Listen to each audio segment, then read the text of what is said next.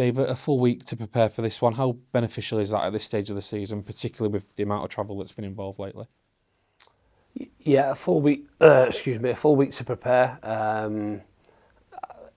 It allows us to, I suppose, prioritise what's important. Be that around recovery for players that play a lot of games. Be that around information that we need to give new players that have come into the group. Load in and increase fitness. Some injured players being able to get closer to being back in training and back with the first team. So it comes at a good time for us. I suppose what it does show is the importance of focusing as best you can on us and what our philosophies and principles are and what we need from the week. Because if you're looking at being very, or we were very guided around what Cambridge might do, that's thrown out the prime, if you like, with Neil coming back in, and us being, I suppose, a little bit uncertain as to what tactics and things might look like. The work that we've done between the start of pre-season and now will hopefully stand in good stead, and we go into the game fully prepared for everything and anything, and we'll react upon that and hopefully be able to keep the performance levels that we have over the recent past. You'll have the time now to look back and analyse last week's win. What pleased you most about that victory at Wigan? I think I think the game went exactly as I thought the game might go. We had real good periods of control and possession within the game. I was disappointed, is that the right word? Slightly disappointed with our stuff in the final third. Our end product, our delivery into the box wasn't, I suppose, wasn't good enough to create the opportunities that we might have got. It was from set pieces. We had two really good chances from set pieces, but we stuck to what we had planned to do. Slightly changed it with the substitutions that we made, but got our rewards in the end. The game's played over 100 minutes, and as much as you might want to, we definitely want to try and blow teams away and win the game as early as possible. If the game has to be won late, the game has to be won late, and we made the most of the moments that happened in the game. We made a mistake, which gave them an opportunity. Corey makes a brilliant save, and then we make two really promising moments converted into opportunities to score and win the game 2-0. So a really good away performance, a really good away win, and a valuable 3 points coming into this weekend. The only downside, of course, was the injury to Ben in the first half. What's the latest on his situation? Yeah, obviously disappointing, and you never sort of want to have to change your goalkeeper. But credit to Corey, like I say, he did fantastic when he went. As we knew that he would. We've got a really good goalkeeper there, and hence why we chose to bring him in the summer and go with two real number ones competing for the space. Ben's looked the serious one. Although he could walk off the pitch, it didn't look great. That was confirmed with the scan, so he tore the adductor muscle off the bone. So he had successful surgery yesterday down in London. Travels back up today. So he's had that reattached. He also had a hernia that was ongoing that he probably would have had repaired in the summer. So opportunity to get that done as well. So we had both them operations done.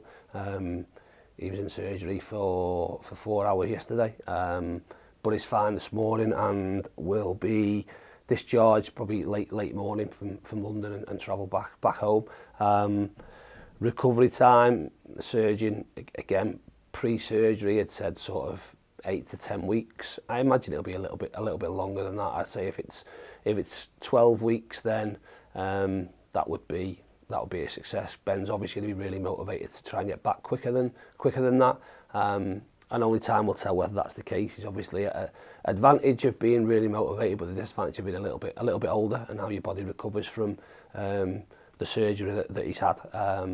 So in the, I suppose, short to medium term, Corey will play in goal. And like I say, I'm really comfortable with that. I don't have an issue. They're different, but both really good goalkeepers. And undoubtedly, it could have been worse if we hadn't gone with two strong goalkeepers throughout the course of the season.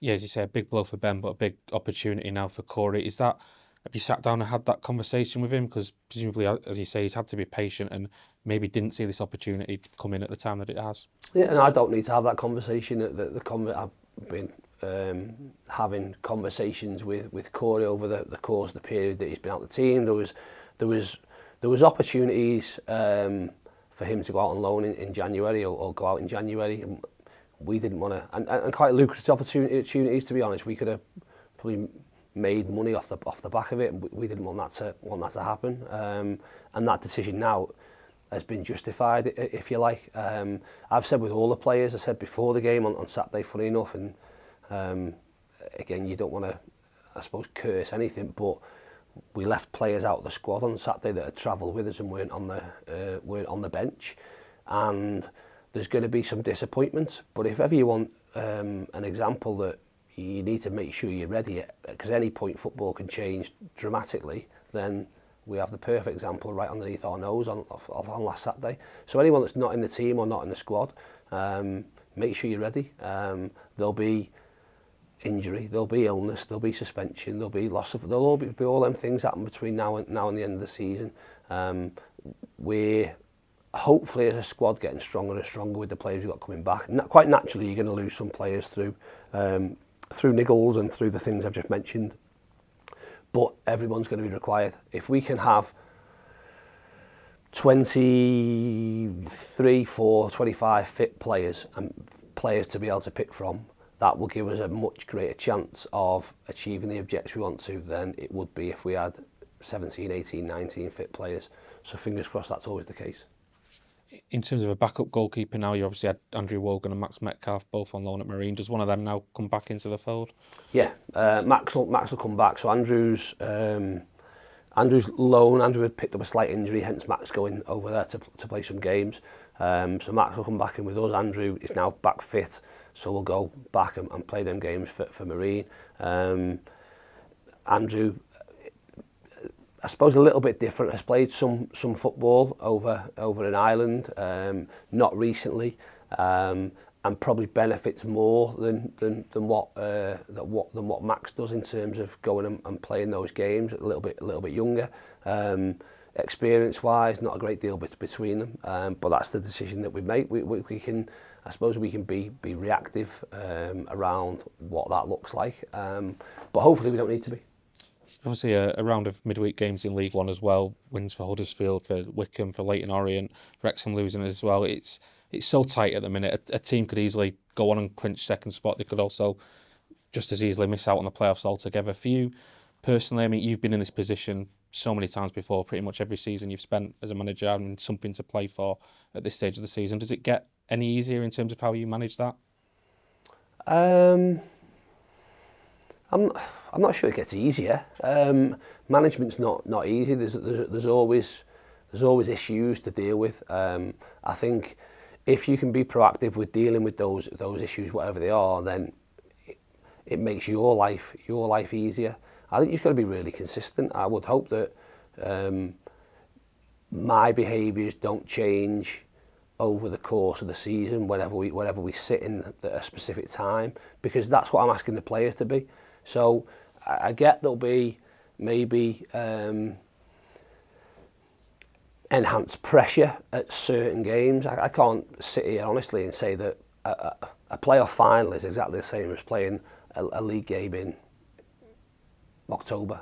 It's not. There's different pressures, but you have to trust that all the work you've done throughout the course of the season and throughout the course of your career set you up to play in big games. We all want to play in big games. We all want to play in stadiums that are full of supporters. More supporters, the better.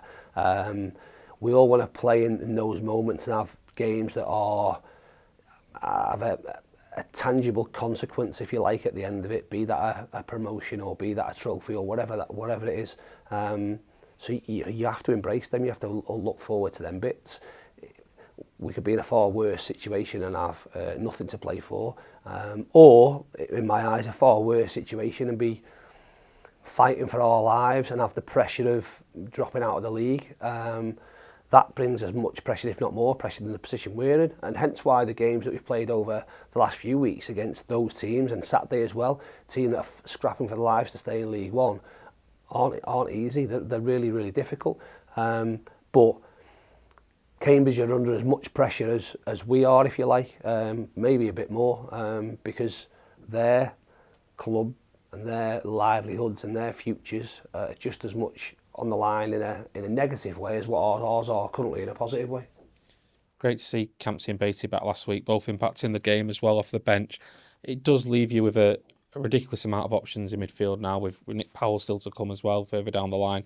You talk about the challenges you face. How on earth do you go about picking a midfield out of the options that you have right now? Yeah, and that's what I'm on about there. So there's always going to be difficulties. They're good problems. As difficult as conversations could be, and I have to have them conversations with players. We'll pick a team that we think can go and win a game based on us, based on opposition, based on situation, circumstance, fitness, all them bits. Regardless of what team I pick, there'll be some elements of disappointment because everyone wants to play every game, which I completely get because I've been there. So that's what I'm saying about the management side of it. That as much as having 25 players fit, having to pick 11 and then having to pick 18, having to pick 20 that travel and 18 that are picked in the matchday squad, you disappoint somebody. So it's managing those moments and managing those players again to make sure that they're in the right frame of mind mentally and condition physically, that when we need them and when their opportunity comes around, they go and grab it and play their part. However significant or insignificant they think it will be, it will make a huge difference for us between now and the end of the season. And that's going to be exactly the same, hopefully. I say that is a problem, but in my eyes, it's a good problem. Let's talk about Cambridge then. Big changes this week, as you alluded to. What is your reaction to the reappointments of Neil and Paul and their chances of turning things around there? Well, they had obviously success when Neil went in there previously, hence him going back to Millwall, and not a lot's changed in terms of the personnel. Again, from our perspective, we'll always look at it and go back to the team and the shape that they played last time Neil was there. It was slightly different to what they're playing, but the personnel they've got is not too dissimilar. I would say there's probably he could probably put a team out on Saturday that was a team of players that were there last time he was managing. So he'll know the players, he'll know their strengths and weaknesses. They'll be, I suppose, a little bit fragile in the fact that they're at the bottom of the table and they've not got the results that they would have wanted. But they have a little bit of a fresh start, a little bit of impetus. A new manager will bring uncertainty, and that can be good and it can be bad. It can work both ways. For players that have been in the team, for new players that maybe weren't there when Neil was manager previously, what does that mean? For players that have been not in the squad or not in the team playing, but were there and played under Neil last time, probably new energy for them and a fresh start a little bit. So everyone will have different or take different bits from it. They're going to be, I suppose, re-energised within the ground and supporters. But as with every appointment, there'll be some people agree with it, some people disagree with it, some people like it, some people dislike it. Hence why there's so many things that are uncertain. We've just got to focus on what we do and go and produce a performance that hopefully will do enough to give us an opportunity to win another 3 points. How much has it changed your preparation from a tactical point of view? You obviously came up against Neil a few times in his time at Gillingham. Does that give you a relatively good idea of what to expect? Don't know. Hence why, no, it doesn't affect what we do really. The importance of the things that we've done between, like I said, the start of the season, when I came here 3 years ago, and now are all valuable experiences for what we'll face on Saturday. So we'll do opposition meetings and we'll do game plan meetings every single week for every single team. But at the end of those things, and before we go out on Saturday, I'll say the same things to players.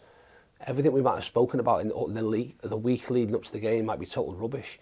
And a team might decide to do something completely different. So you have to prepare for that. We'll give the players information of trends that might have happened over the course of the season. But you need to go in, I suppose, within the first minute, 2 minute, 3 minute, 5 minute of a game, find out whether the stuff that we'd spoken about all in the week leading up to it is actually what you're visually seeing.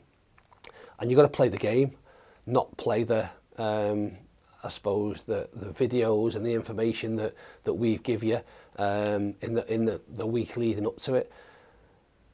One thing that will be certain is that over the course of this season, last season, we'll have played against a team that will play in a way and in a style and in a shape that Cambridge play on Saturday. Whether that's a back three, a back four, a back five, a high press, a low block, a mid block, a direct style, a build from the back, a play through the thirds. We've come up against it all. So in experiences of our players, it's just picking the right option of how we go and deal with it. We'll give them some ideas around what that will look like, but then with every game, they've got to go and carry that out, perform, and ultimately be adaptable in order to try and win.